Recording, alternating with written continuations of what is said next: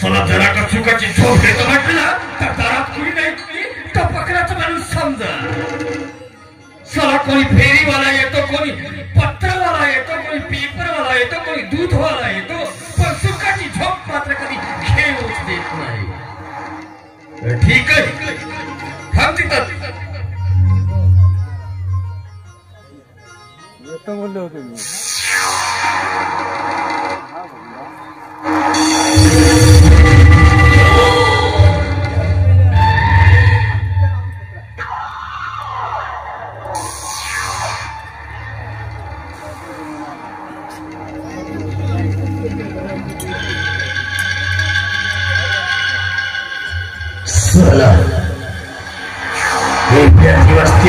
जेलमध्ये सळत होतोय.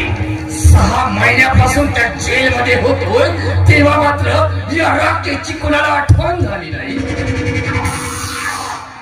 आज अचानक मला पत्र लिहिण्याचं धाडस केलं तरी कोणी म्हणायचं अरे या जित्या जागत्या सैतानाची आज कुणाला आठवण झाली.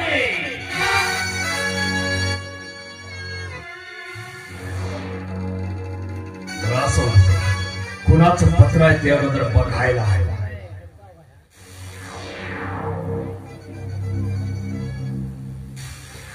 अरे साले तर माझ्या ताईचं पत्र दिसतंय. पण ताईने मला पत्र का बरं लिहिले असेल. अरे मी जसा सैतान आहे ना, मी जसा नीच आहे तशी माझी बहीण सुद्धा नीच आहे.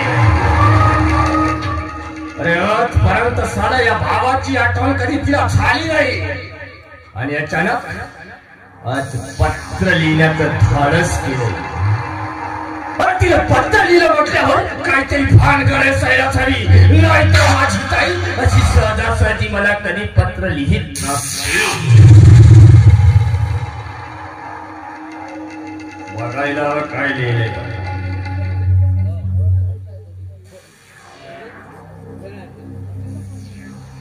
राकेश दादा,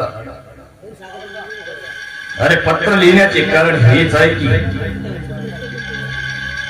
मला तुझ्या भाऊजीकडून शारीरिक आणि मानसिक त्रास होत आहे.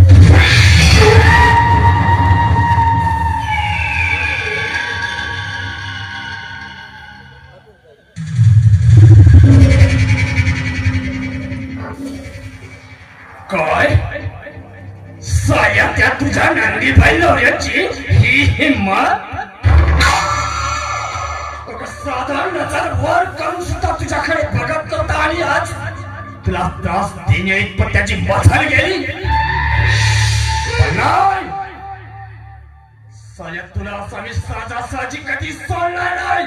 मला राकेश वाचत राकेश. हा राकेश म्हणजे नुसतं वादळ आहे, वादळ. आणि हे वादळ जर एखाद्याच्या घरात घुसलं ना संपूर्ण घर नेस्त नाबूद केल्याशिवाय ठेवणार ना.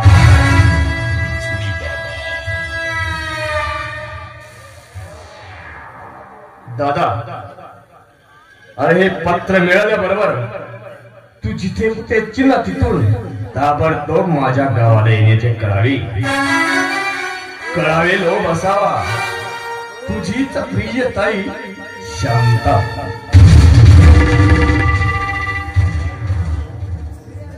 अगं ये ताई, काळजी करायची आहे. एवढा भाऊ आहे ना, हा भाऊ तुझ्या पाठीशी आहे.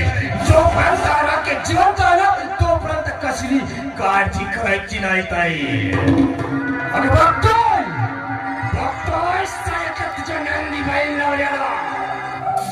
त्यालाच या नागाच्या शेपटावर पाय दिलाय. राकेश म्हणजे एक विषारी